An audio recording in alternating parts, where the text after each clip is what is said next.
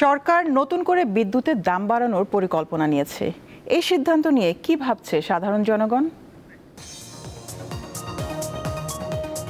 প্রতিদিনই বাড়ছে মানুষের জীবনযাত্রার ব্যয়, কমছে মানুষের ক্রয় ক্ষমতা। এর মধ্যেই সরকার সিদ্ধান্ত নিয়েছে খুচরা ও পাইকারি পর্যায়ে বিদ্যুতের দাম বাড়ানোর। সরকারের এই উদ্যোগে জনমনে তৈরি হয়েছে উদ্বেগ। বিদ্যুতের দাম বাড়াইলে এখন আমার খরচ হইলো দেখা গেছে 50,000, তখন যদি আমার 70,000 খরচ হতে থাকতে পারবো? ইনকাম তো আমরা ওরকম করা লাগবো।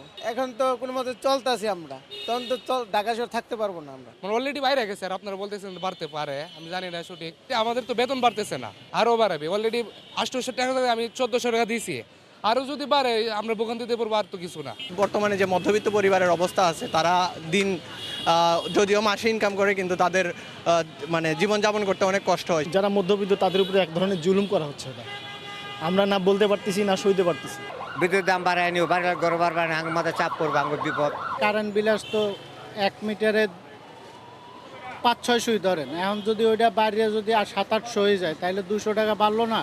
ওই টাকাটা আমাদের কোথা থেকে আসবো? চাকরিজীবীদের জন্য তো সমস্যা। মনে করেন একটা আয় নির্ধারিত, তার ভিতরে সব কিছু যদি বাড়তি হয়, আয় তো আর বাড়তি হচ্ছে না। বিদ্যুতের বিল না বাড়িয়ে আমাদেরকে কিভাবে ভালো রাখা যায় এই চিন্তা করা দরকার, কিন্তু যখন এইভাবে বিদ্যুতের দাম বাড়াই দিব, এটা মনে করবেন আমাদের জন্য একটা বোঝা।